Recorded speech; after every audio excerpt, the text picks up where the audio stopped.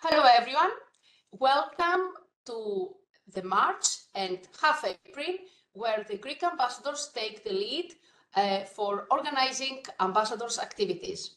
Today is the first of the 3 webinars we have organized for you, we have prepared for you. Today we are going to show you resources that can be used in primary education, whereas on Monday, the 31st of March, there will be a webinar with the resources to be explored for secondary education. So these are the ambassadors who will present today, and I will start with presenting you with some material for you and your professional development. So let me share my screen.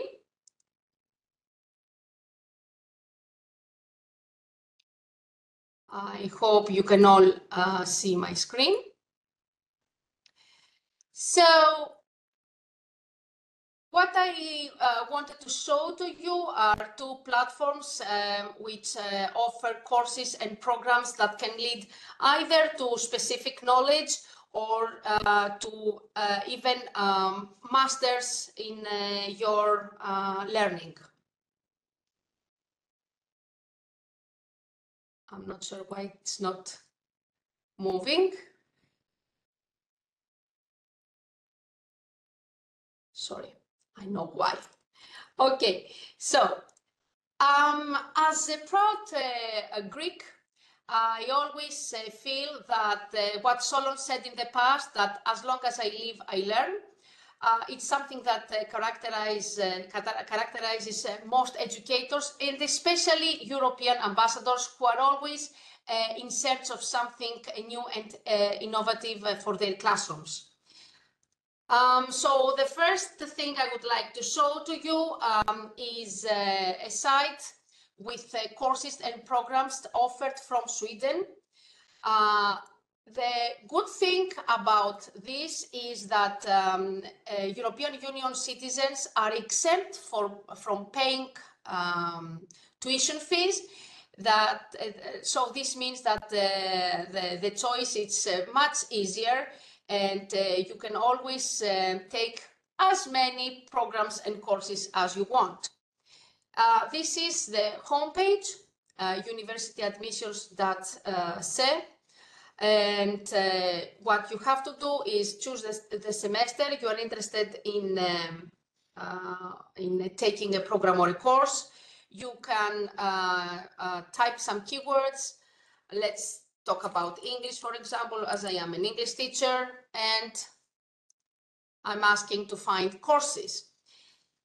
What I say here is I ask the site to find for me either courses or programs. If I want to be more specific, I'll take 2 programs, and I want, for example, a master's level, or I want to show courses that do not require previous university studies, and distance courses, because of course I do not live in Sweden. You see that nothing is shown here because I ticked that I want courses that do not require previous university studies. If I unclick that, you can see that some programs are already available for me. A master's program in English with specialization in literature and English, and this is the one that I did. It was really well organized, and I really enjoyed learning and reading about literature in English. I click on select, and it takes me to my selection. In order to start the application, I need to create an account, and then there are certain documents that need to be emailed to the specific university.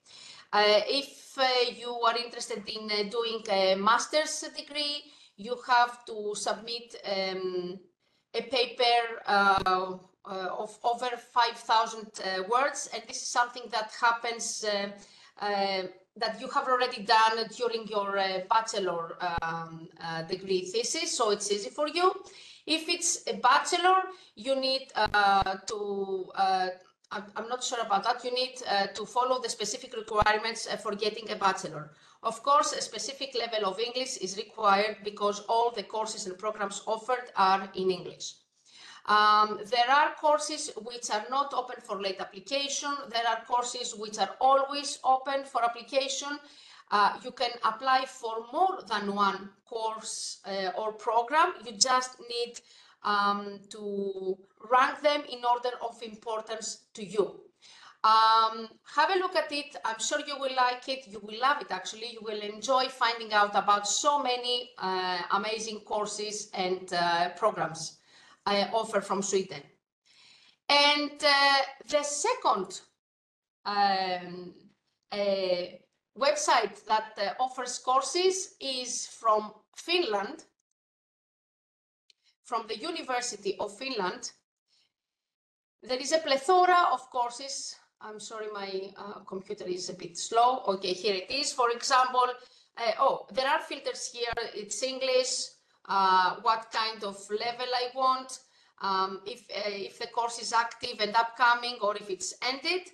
If I leave it as it is, you can see that, for example, we have the introduction to cybersecurity, or securing software, or a cybersecurity capture the flag. If we move a bit downwards, we have a programming MOOC, and we also have AI, something that we are really into, AI in society, AI in democracy, or AI in justice. Elements of AI, this is a course on its own, and ethics of AI. So we click on it, and we just need to create an account and start the course at our own pace. From all these courses I just showed to you, I have selected the Elements of AI course because if you see, there are three parts: Introduction to AI and Building AI. You can start the course at your own pace. And of course, if you are interested in AI and companies, you can explore all training options. I know it was quite fast of me to talk like this, but I'm sure that if you take the time and go over the two websites, you will find a plethora of opportunities for you to develop professionally. And this is my email. All the presentations I forgot to mention at the beginning will be uploaded to the respective subpages of the European Ambassadors Group. And by saying this, I would like to pass the floor to the Greek Ambassador Margarita Samoutian. And let's see what she has for us. Margarita?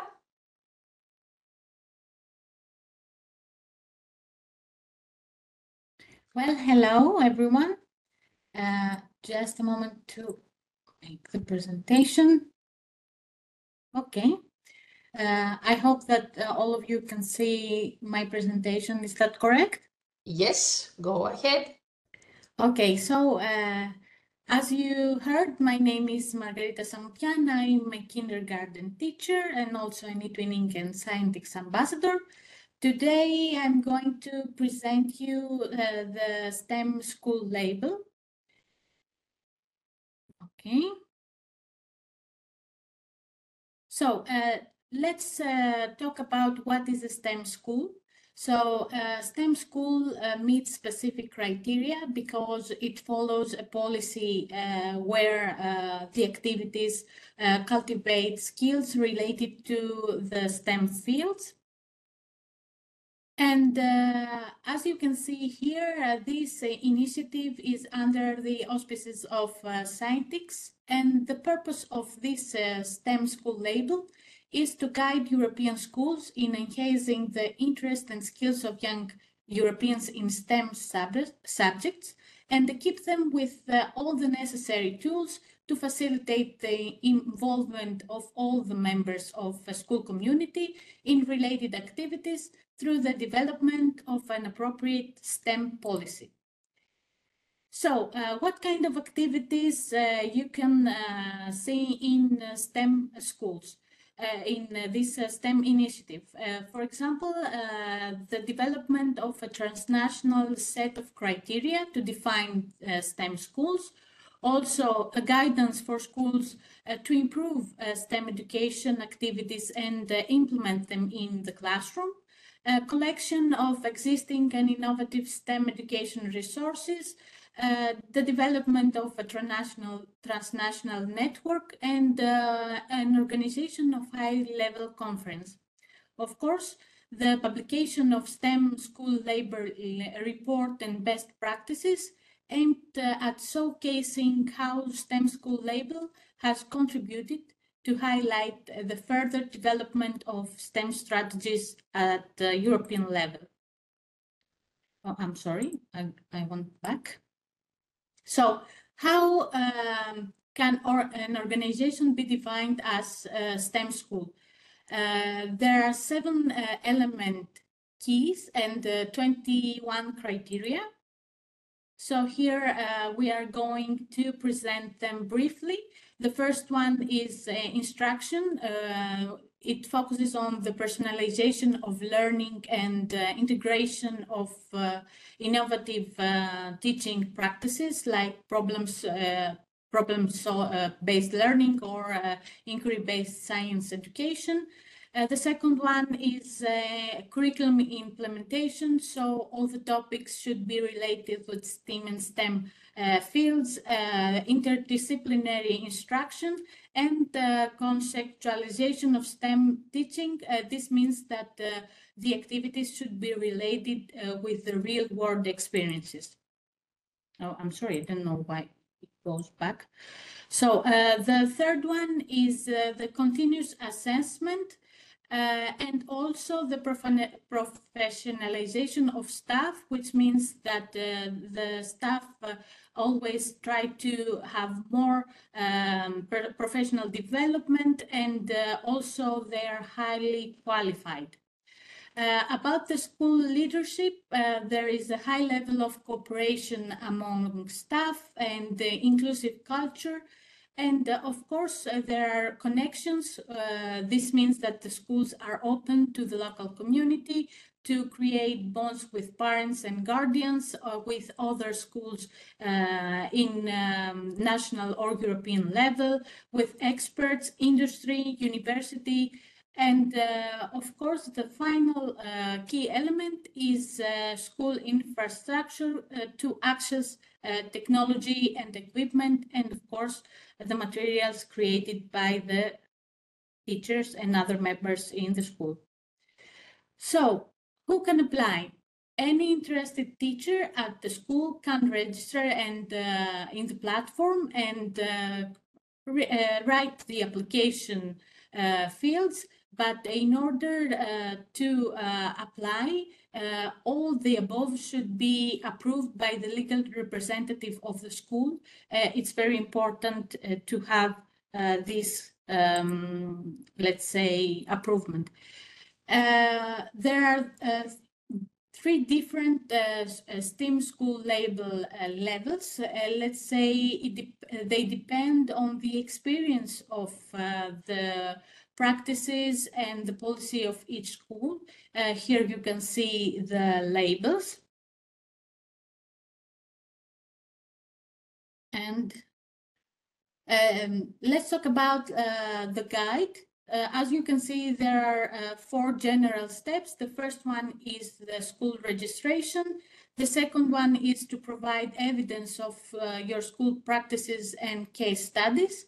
The third stage is to apply by writing a self-assessment report.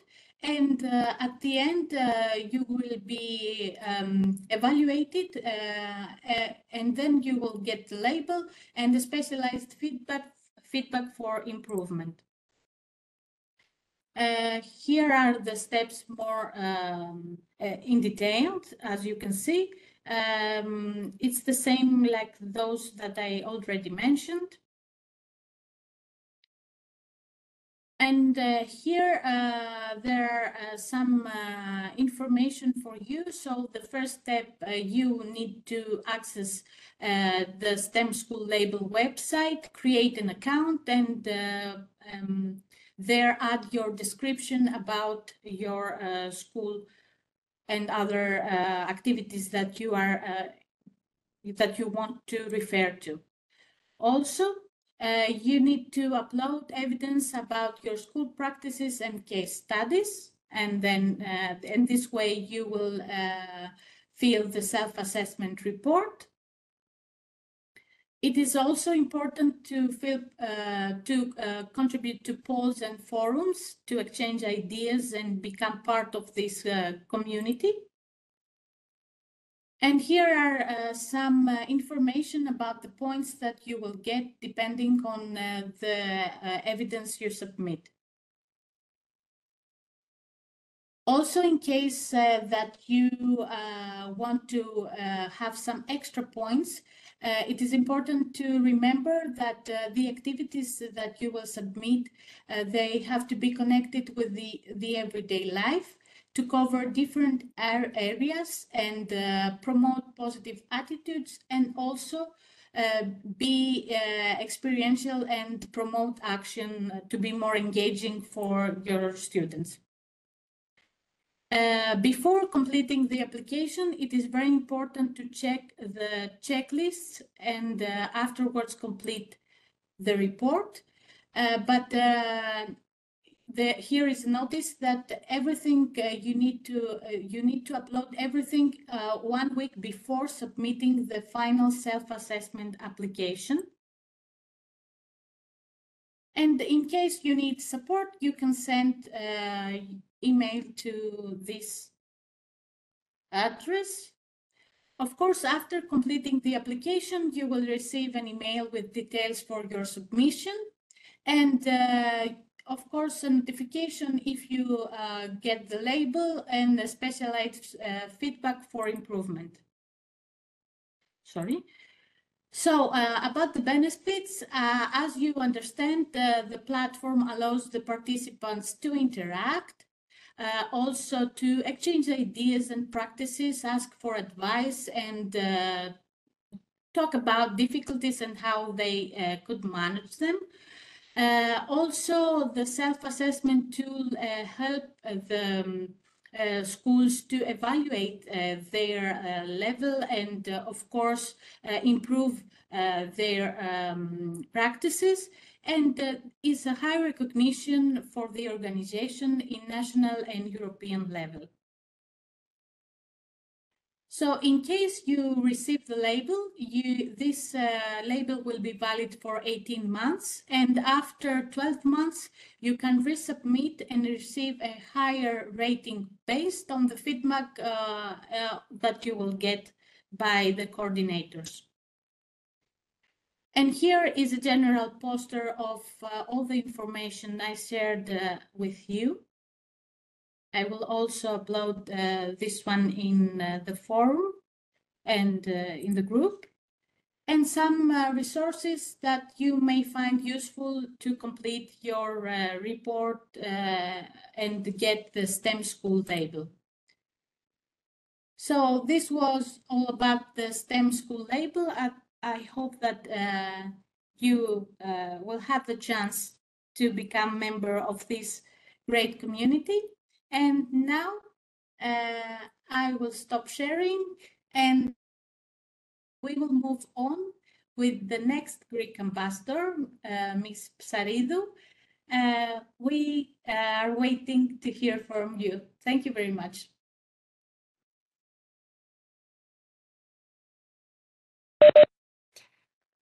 Thank you, Margarita. Greetings from Greece. Okay, I think it's okay now. I am Vasiliki Psaridou, and I will present you today Europeana. As I said, I'm a primary school teacher from Greece. I'm a scientist and eTwinning ambassador and leading teacher in coding. And I'm going to share a link at the chat with the help of Georgia Manetta This is a signature list.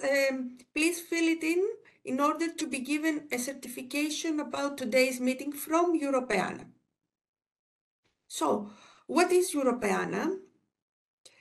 Europeana is an initiative. It's the common European data space for cultural heritage. The data space builds on the Europeana initiative for accelerating the digital transformation of the cultural heritage sector, for facilitating the sharing of heritage data across Europe with cutting-edge infrastructure, a vibrant community and a suite of products, frameworks and tools for empowering the sector through capacity building opportunities and supporting digital strategies for cultural heritage in Europe. It's better to,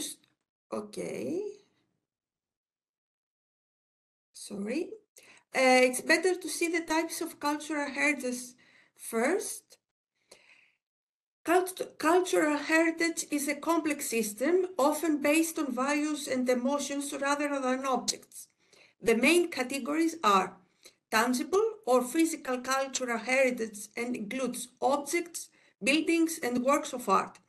These are further divided into movable and immovable cultural heritage. Intangible cultural heritage consists of non-physical aspects of culture, such as social customs at a particular time in history, social values. Vasiliki, sorry for interrupting you. We can't see the slides moving. Maybe you should stop sharing and reshare it again. Yes, of course.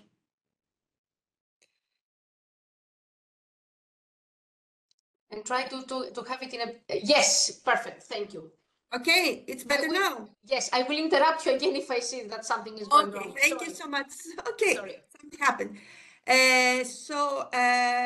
Let's find out the types of cultural heritages from the beginning. We have some categories as tangible or physical cultural heritage and includes objects, buildings, and works of art. These are further divided into movable and immovable cultural heritage. Intangible cultural heritage consists of non-physical aspects of culture, such as social customs at a particular time in history, social values, spiritual beliefs, and many more. Digital cultural heritage can be defined as embracing cultural, educational, scientific, and administrative resources, as well technical, legal, medical, and other kinds of information created digitally or converted into digital form from existing analog resources.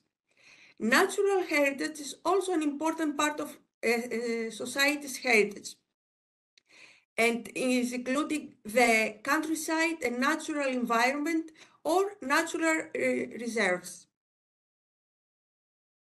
Do you see the slides move on? Yes, yes. Okay. So what Europeana is?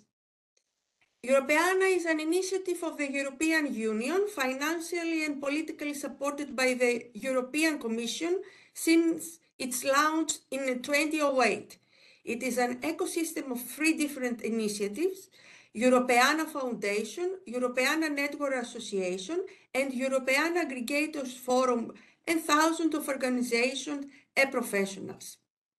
Europeana is mainly known for the platform Europeana EU, the Europe's digital platform for cultural heritage.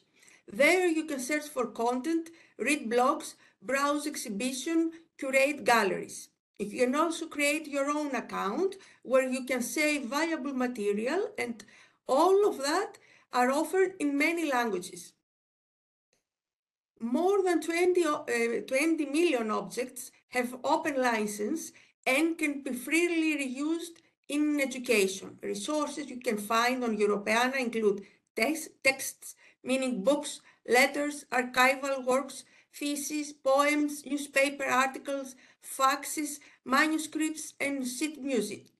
You can also find images, meaning paintings, drawings, prints, photographs, images of museum objects, maps, graphics, and other design and musical notation.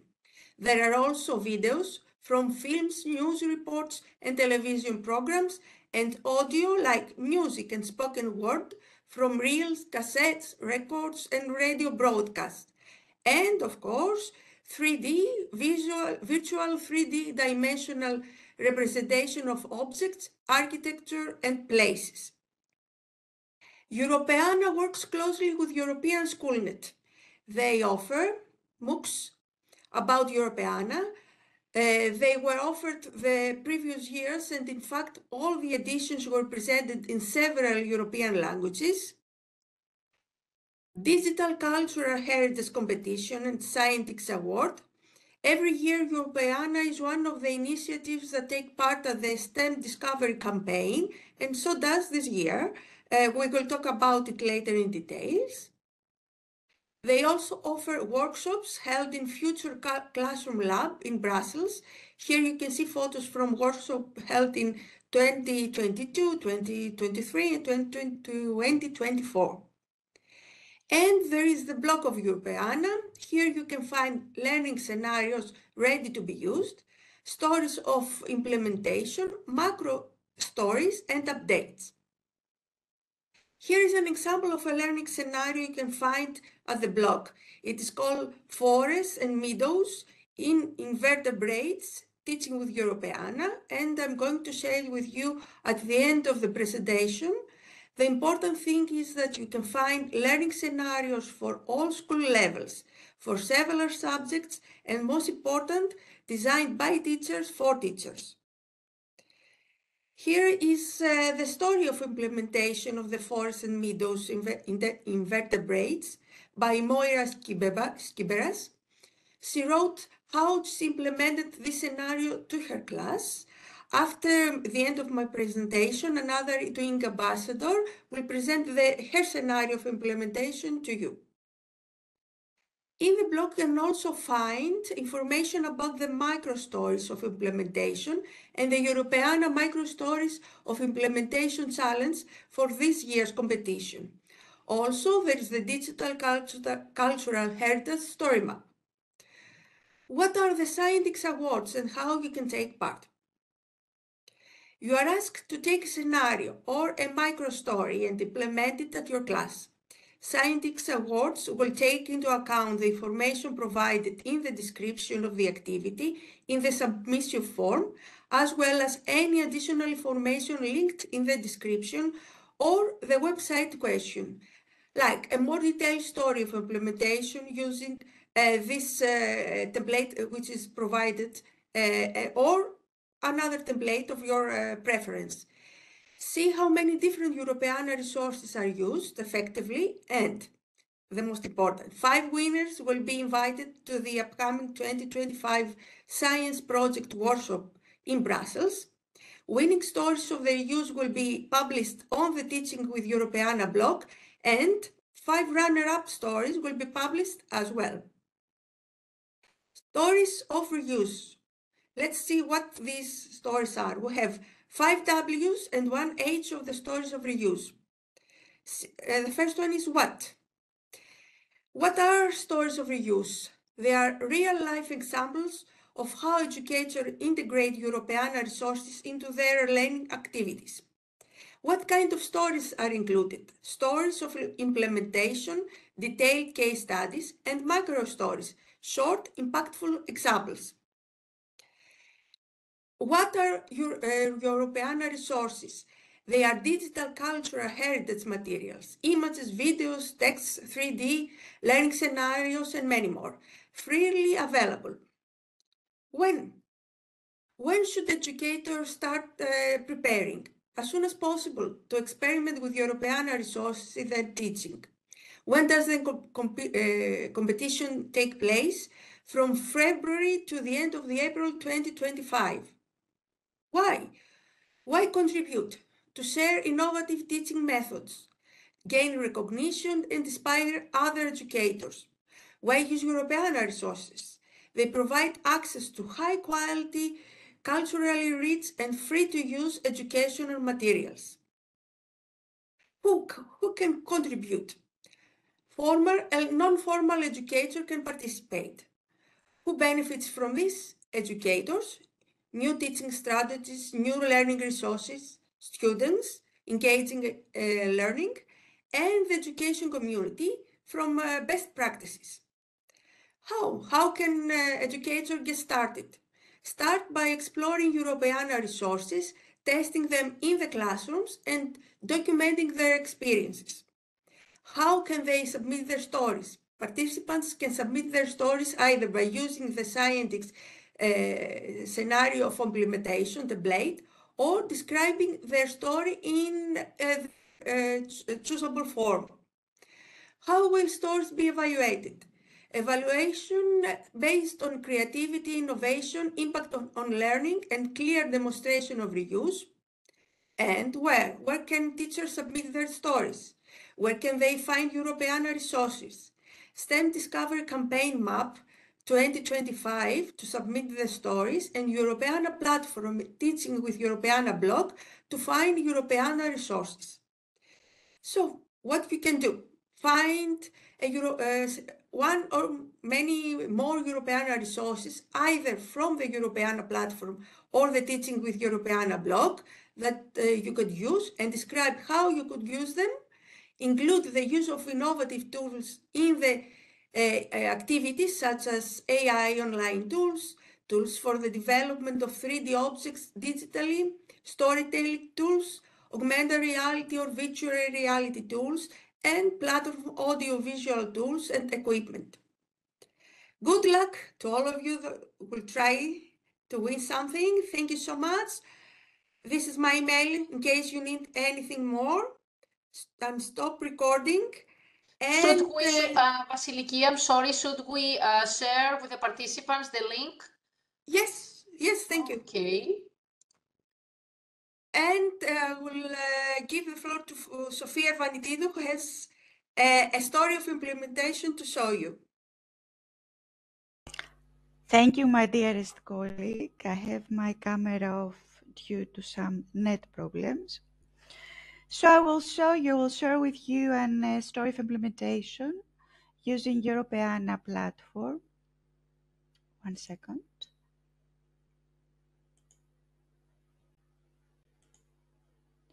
Please let me know if you see the story of implementation. Yes. Is it visible? Yes, Thank yes, you it so is. much. So we are diving into the implementation of Paralympic Heroes, Spirit in Motion, a learning scenario originally created by Luisa Arsa-Luis. This story of implementation was brought to life at the primary school of Kondias, Limnos Island, by me, Sofia Vanitidou, a teacher of English, who adapted it to engage young learners in a rural community.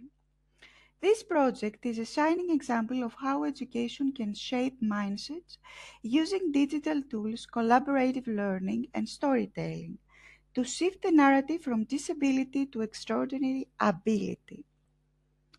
So what was our goal? We wanted students to see Paralympians as heroes, not because of their disabilities, but because of their determination, skill, and achievements. The core objectives were to inspire students through real-life stories of Paralympic athletes, break down stereotypes and challenge preconceived notions, use critical thinking and interactive digital tools to deepen learning, and of course, celebrate values like friendship, equality, determination, and perseverance. What was a learning journey? We took an approach which incorporated English, history, ICT, and physical education to immerse students in the world of Paralympic Games, and here's how. I'm sharing our narrative path with you. So students kicked off with a discussion on the Paralympic Committee's motto, Spirit in Motion, identifying values that unite athletes across the world. Then we used picture chart, where students investigated the meaning of the prefix para in Paralympic and how it connects to the games. This is not just a linguistic exercise, it was a way to rethink the meaning of ability itself. We created interactive flashcards to reinforce Paralympic facts. Students engaged in active recall, making learning not only memorable but fun. We used Europeana's digital archives, and students explored the athlete profiles of icons like a record-breaking swimmer or a wheelchair tennis legend. This research led to group discussions where students reflected on what it takes to become a champion, not just in sports, but in life. We used Story Jumper, where students turned their reflection into a beautifully illustrated digital book, capturing their insights and emotions in a creative format. We used Poster My Wall, where students designed a visual representation of their learning, featuring a collective message, "Show me the next challenge. I will thrive again." This phrase, created by our students, speaks volumes.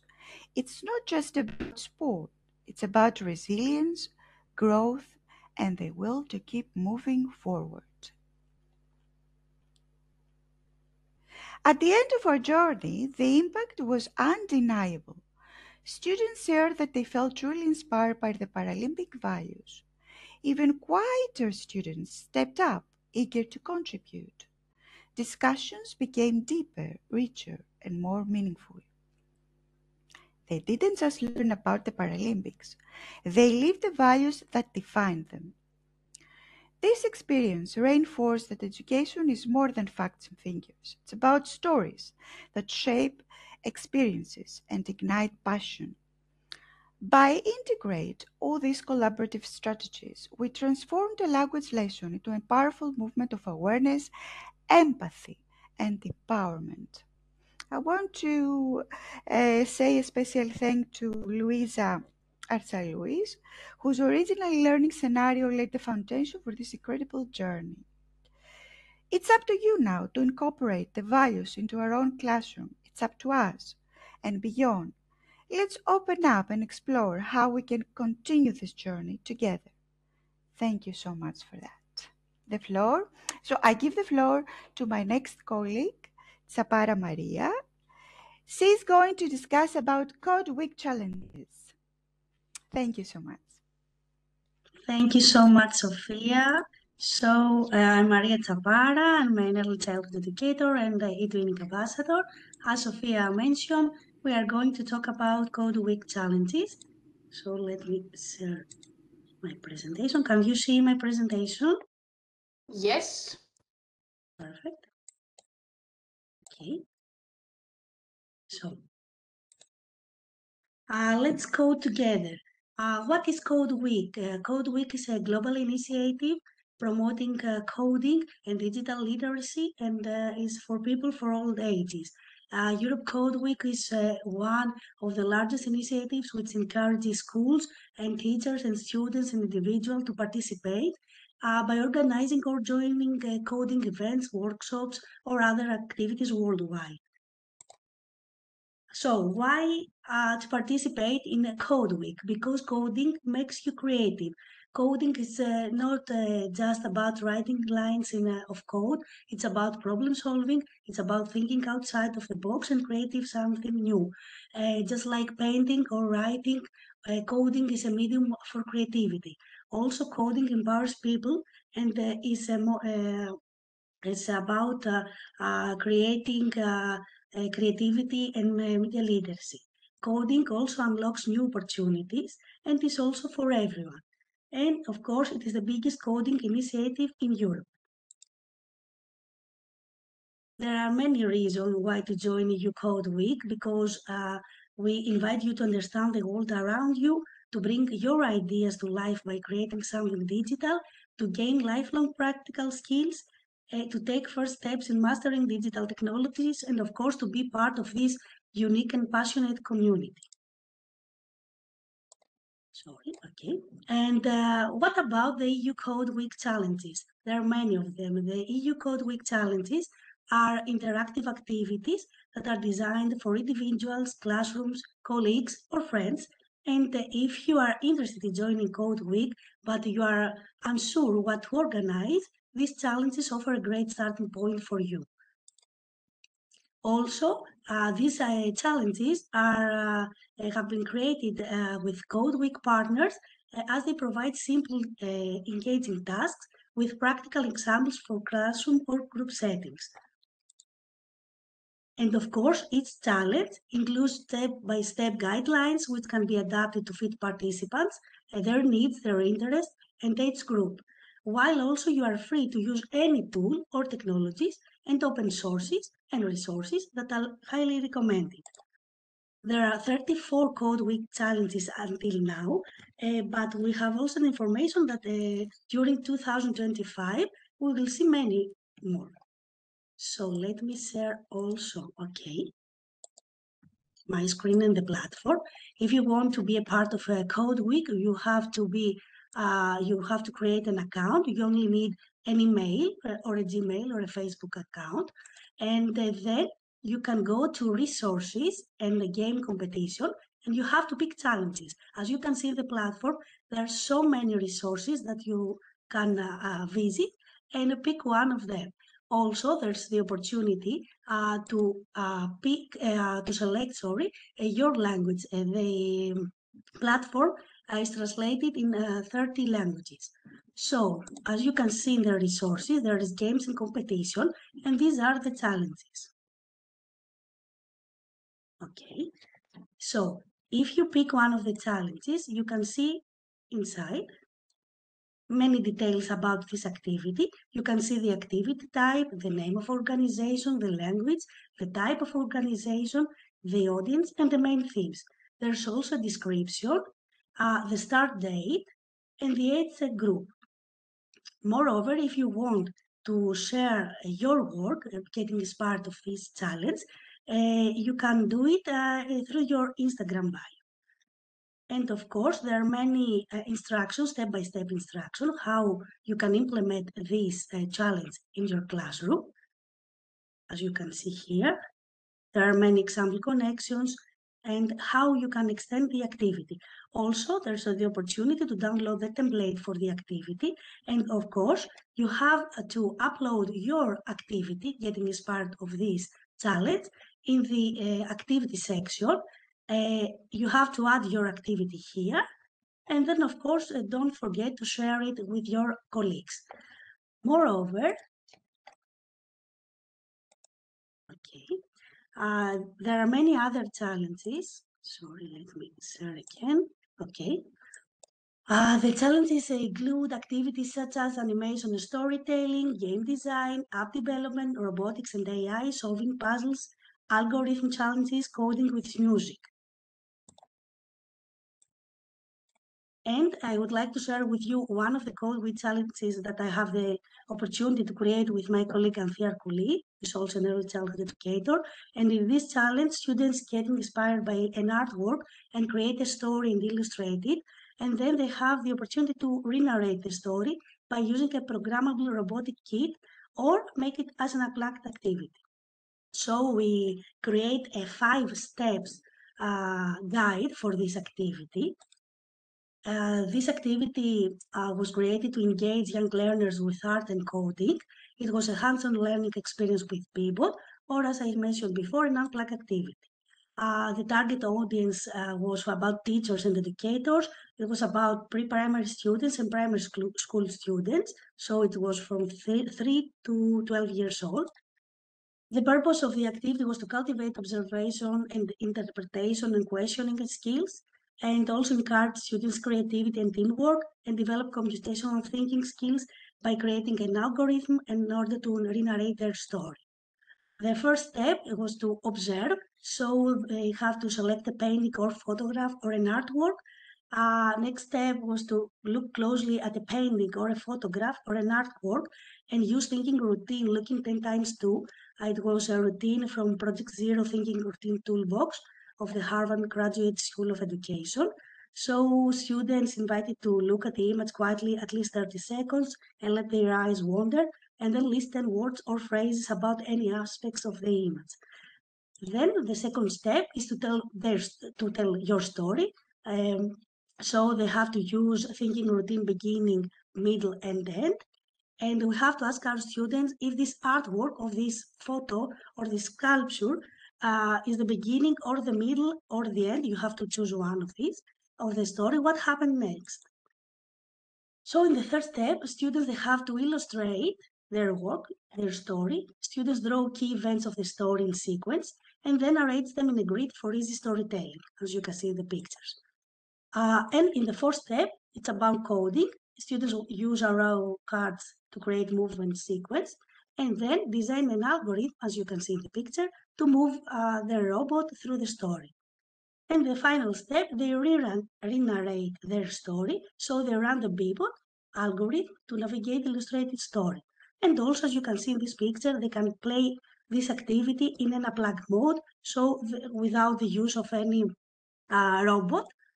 As you can see here, students, they have different roles. One is the robot, another one is the programmer. So this is one of the challenges and one of the platforms that I would like to share with you.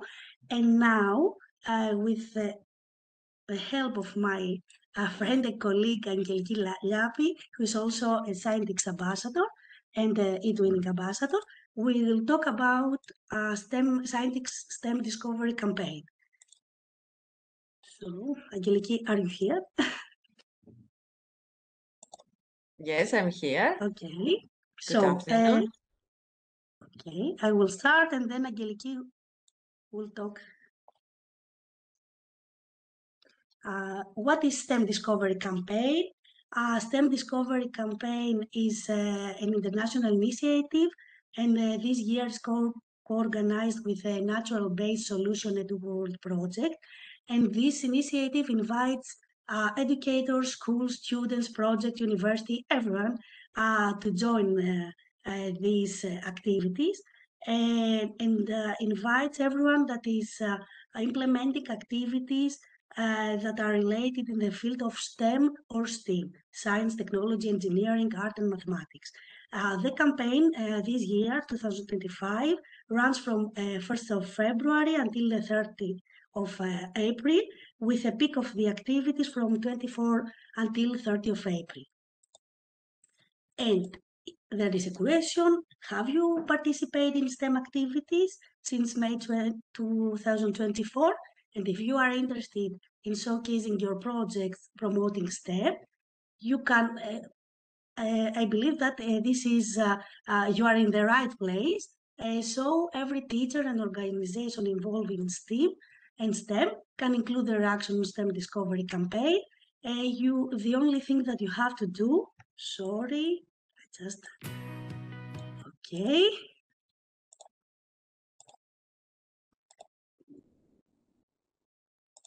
All right. To enter the Scientix Awards, you have to follow these steps.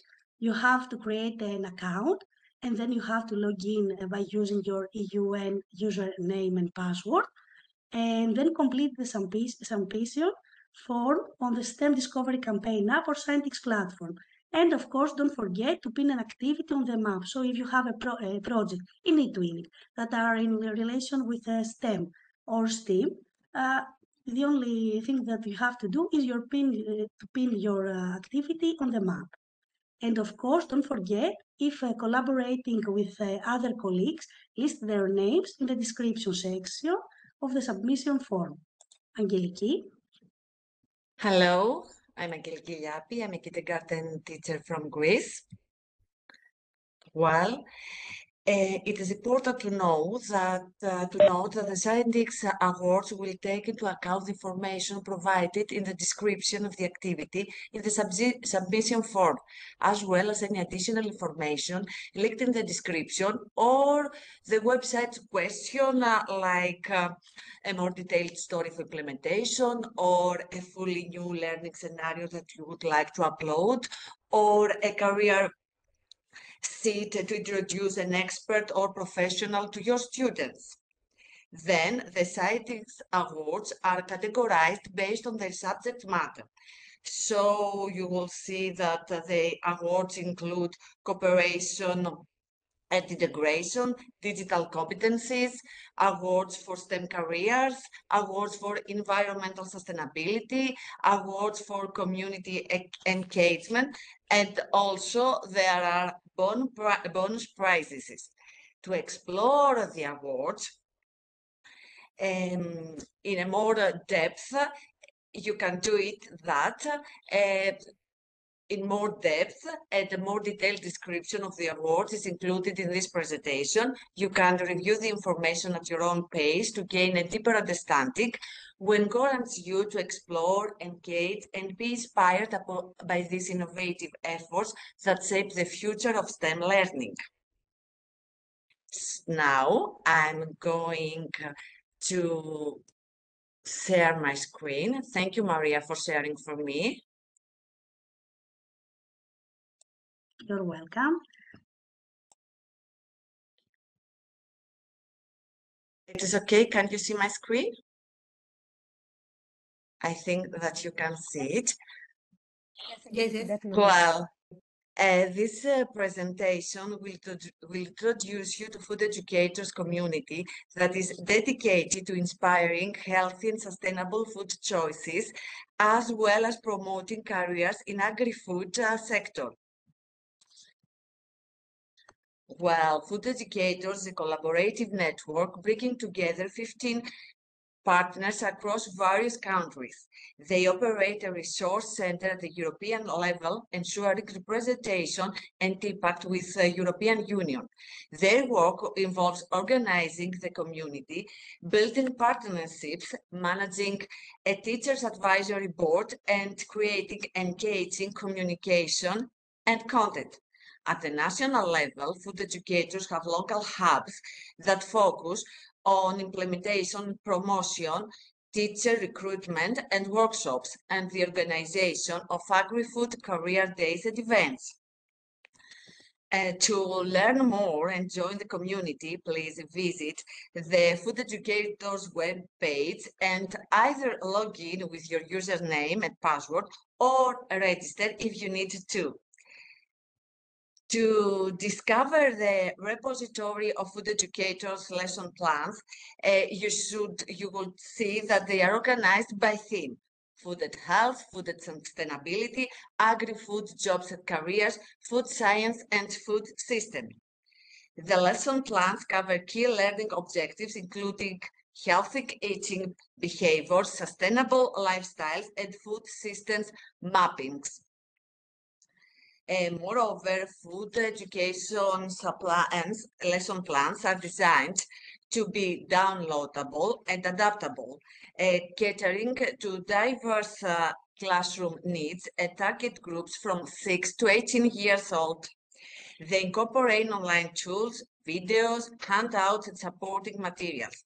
Food educators' approach focuses on problem solving, critical and system thinking skills, challenge-based learning, cooperative activities, actions-oriented tasks, and playful learning through multimedia content. They also connect the lesson plans with the Sustainable Development Goals and the European Council's key competencies for lifelong learning. Remember, you should register to access the lesson plans of food educators. Food educators' vision is a world where young people have access to food education and are aware of the exciting and innovative career opportunities in the agri-food sector. Food educator mission is to support educators in teaching, engaging, and inspiring young people about food and agri-food sector careers. In conclusion, food is an ideal topic for interdisciplinary work, collaboration, and project-based learning in school. Why? Because it's relatable, cross-disciplinary, hands-on activities, encourages creativity, and has real-world references, something that is very, very important. As a final highlight, I invite you, better, we invite you to explore the digital escape room based on food educators' content. This interactive experience provides a playful and engaging way to discover food education. Click on the image to start the banana rice pudding escape room and enjoy the challenge. You can find, of course, you can find more information and resources on the website and on the Facebook group that has been created. Thank you very much for your attention. Let me pass the floor to my colleague, Katerina Spitzer. Katerina, we can't wait to hear you. Thank you, Angeliki. So I take the floor from the previous speakers, and since they talked about environmental sustainability, as I'm trying to share my content, we are going to talk about raising awareness about environmental sustainability and active citizenship in our students. So I'm going to show you two platforms you can use with a lot of resources you can share and adjust in your everyday teaching. Let me see. Yeah. So since the planet is warming, let me tell you that I'm going to present ESA Climate Detectives and Life Terra project. And since we are talking about global warming, we need to raise awareness about active citizenship and citizen science. Citizen science is a scientific research done by public. We can collect data, make observations, analyze information, and help scientists to discover and understand how to solve the planet. So here we have two useful platforms, two key initiatives, ESA Climate Detectives and Life Terra project. We'll start with the first one. ESA Climate Detectives is from the European Space Agency. It's a project empowering students to identify a climate problem. We can investigate with Earth observation data. The target group is from students aged to 8 to 19 years old, but as an early learning, as an early childhood educator, I would say that I have used a lot of resources and adjust them in my everyday teaching. Is a project-based learning using real-world data. This is the form. It has a section for kids, for countries. It has a section for resources. You can create a login with your email and the password. You can foster scientific curiosity and promote environmental awareness. I have a very slow. It has a lot of learning scenarios, resources about weather, climate, about ice melting, deforestation, air quality. So you can go to resources, you can choose the subject, you can choose the language, you can use filters, you have multimedia resources, you have videos. So if you find something interesting, you click on it. There is a brief description about the learning objectives, about the age range, their resources. You can download it and use it in your classroom.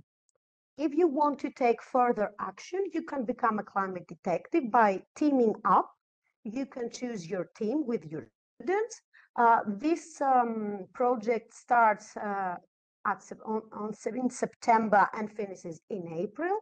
So there is a teacher guide you can read and get the useful information. You can identify an environmental or climate problem. You can investigate the problem. You can use the resources from the ESA Climate Detective platforms. You can adjust them and use them in with your students and identify it. And you can add your activities in the form I will show you later in your team's report. And the teams can be selected and take part in the Climate Detective Summit in Italy on the 12th and 13th of May. This is a form you can add your activity. You can select the name of your team after you can join. a few details, which resource you used it, 1 or 2 photos, and this is the report of your team, where you get a silver and a gold badge. You have to report at least 2 activities, and you have a team certificate, a mentor certificate, and student certificate for your students. Another very useful project with a very nice platform is LifeTerra project. Is an EU-funded project, and it focuses on tree planting. The goal by 2025 is to plant 500 million trees, and it's about engaging citizenship and land management. It also participates in the Scientix STEM Discovery campaign, the Roots for the Future Award, celebrating teachers who organize school planting and implementing sustainability awareness activities in class. It includes 8 themes of learning scenarios: climate change, energy, waste, circular economy, water, agriculture, air, and trees. And with the use of Guilty platform, which is inside the LifeTerra project, which is an interactive whiteboard. This is the one. You can start Guilty and press the orange button. You will find a lot of ready-made lessons and tools. You can make your lesson more interactive. And also inside, you will find the Torah Mission Pack with the learning resources, which are divided into age groups, age 8 to 10 and 11 to 14. You can adjust them and in younger students as well. Open the lesson. There is a teacher guide you can download, a worksheet. You can preview it in the library, but if you click open the lesson, it opens in the Guilty platform. And here you have the interactive whiteboard where you can use all the elements underneath. You can write, you can circle, you can erase, so you can make your lesson more interactive. Both platforms provide opportunities for students to engage real-world climate challenges. They combine data analysis, hands-on action, collaborative learning empowers the next generation. And we have Climate Detective's use of data. LifeTerra provides action opportunities, but both of them provide initiatives to promote education, because citizen science and community involvement are crucial. Don't forget, let's work together for a sustainable future. Thank you very much. And the floor goes to Mrs. Dora Liberi. Good evening to all. Nice to meet you all, and of course, make new friends through this webinar. Today, I'm going to present to you 2 different subjects. First of all, the ICT Rev ECML platform, and then a micro-learning platform, which is called Motivating Teachers for Europe. Let's start from the first presentation. It's about the tools of ICT Rev ECML. It's a very interesting platform. I think you can see my presentation now. Okay. Yes. So, thank you. So, first of all, it's very important to just to have a first idea of this inventory, because we can find a lot of subjects and we can lose our problems that most teachers face. For example, to decide which online tools can be used to the best advantage in our teaching. And of course, there are a lot of applications which are available on the internet, and it is difficult sometimes to find the most appropriate one for a particular teaching situation because it's too complex and a highly time-consuming task. So This one is ICT Rev ECML. Here we can find new tools appearing every day, while others suddenly disappear. And it's sometimes it's extremely difficult for teachers to keep up with the latest developments. So this tool aims to assist the teachers in locating appropriate online applications for their needs. It's a bank of resources, as we can call it, which was developed as part of the ICT Rev project, and it is financed by the European Center of Modern Languages. This inventory contains more than 200 descriptions of various online tools, most of which have been suggested by language teachers from around the world via a suggested tool form linked to the website. And to be included, applications must meet the following criteria. They must be potentially useful for language teaching or learning, and they must be free of charge, or this must be a free version available. So let's see, let's explore the importance of this inventory. First of all suggestions are carefully vetted, and if accepted, descriptions of the tools are written and revised by the members of the ICT Rev project team. Secondly, each of these descriptions or entries includes general information about a specific application, as well as a link to a video tutorial demonstrating how it can be used. And thirdly, to ensure that the information in the inventory is current, the entire contents are revised every 6 months. So, and much more, it's the collection of open educational resources that showcases some of the ways in which ICT can be integrated into language teaching. The activities have been prepared by workshops participants in ICT Rev workshops and are ready to use in class. So we can select a suitable activity with the help of the filters in the right-hand panel. We have a look a bit later.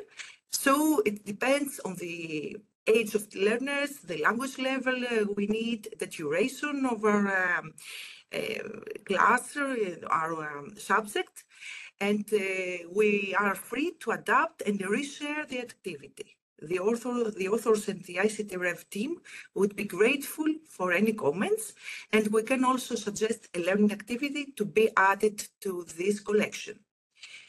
Thank you for attending the first part of my presentation. So now we can have exploring the platform. I have shared the link to the chat. So let's see and explore more about this. Just a moment to share my screen. So now I think you can see the ECML ICT Rev platform, and here are the resources.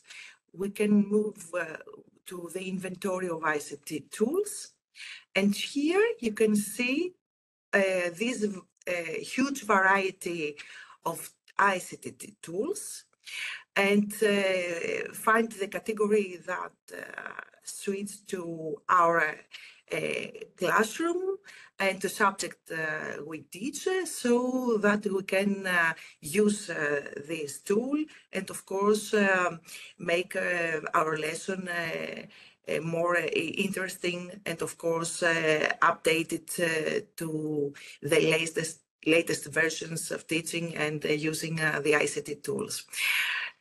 Of course, apart from the resources, we can also explore training and intercultural education programs and MOOCs that we can attend. There are a lot of things that we can see and explore through this platform.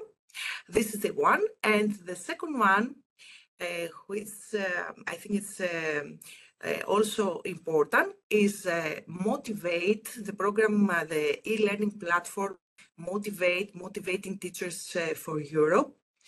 Let's share the link with you to the chat. And if you are interested in this, I strongly recommend you to fill in the form of attendance because you can receive a certificate of attendance after the webinar from the University of Piraeus in Greece, because it's this program is held by the University of Piraeus. And let's see the presentation now. Just a moment to share my screen again. It's a program Motivate Teachers for Europe, the latest version of Teachers for Europe. And it is co-funded by the European Union. And let's explore more about Motivate. It's an innovative project under the Jean Monnet Actions, which is implemented with the framework of the Erasmus Plus program. It aims to support teaching, learning, research, and discourse on various aspects of the European Union, and which is its aim, first of all, to provide structured and accredited training on European Union, issues to primary and secondary education teachers, as well as to future educators, to students of departments of education, social and political studies, and international European studies. The means of this micro-learning program are, first of all, this program is available in Greek and English. So there are workshops that enhance the European dimension in education. You can use the micro-learning program and use the platform just to have an idea of this equipment for teachers and future teachers. And it's important that to choose this micro-learning Motivate, first of all, because it's short, its duration is short. There is an innovative way of learning in a digital environment. It is accessible from various devices, for example, from a smartphone or laptop or a PC. There are no time restrictions for module completion. And of course, it's personalized. We can use the material according to our needs. And it's also flexible. We can choose which module to engage with and how many times to listen to it. And after that, there is a certification per module. It's very important. Also, it is available in Greek and English. And the material is high quality, simplified, understandable, and easy to remember. The content is delivered briefly through videos lasting 5 to 10 minutes. And our learning will be supported by a study guide and additional digital material. So it helps our skills development. There are 6 modules, and this course overview is for self-organization and self-monitoring. There is access to a personal profile, our grades and preferences. There is a dashboard with timeline and calendar for self-organization. And there's a language selector too, English or Greek, and videos in the Greek Sign Language. And here is the micro-learning Motivate modules. The modules are 6. So the first one is European Institutional System Governance and Policies. The second one, EU Human and Fundamental Rights, EU Values and Democracy European. The third one, European Education Area, Policies and Practices for Teachers and Schools. The third one, Approaches, Methods and Practices for Teaching the European Union in Schools. The fifth one, innovative tools on teaching European Union at schools. And the last one, the development of good school good practices on European Union issues. So the Motivate micro-learning module includes purpose and learning objectives. It is thematically related sub-module, and of course there are targets and learning outcomes. Its content is interactive. There are video lectures, and of course there are also PDF documents. We can download them, and it's interactive self-assessment for activities and the certificates. You can find more about Motivate social media. There is also a Facebook account and Instagram, and of course LinkedIn. And of course there are other channels, as for example, now we can explore and see more about it in the Motivate micro-learning platform. Just a moment to open this, just to have an idea of this. This is the e-learning platform. I think you can have a quick look at this. Here is the micro-learning study guide, the micro-learning program, and the virtual library. So here in the micro-learning program, we can find more about the Motivate micro-learning program, and we can start from this. We choose the appropriate language, for example, English, and we can create a new account and, of course, explore and find all these modules and start our learning. Thank you all for attending the webinar, and thank you all for being with us tonight. Thank you.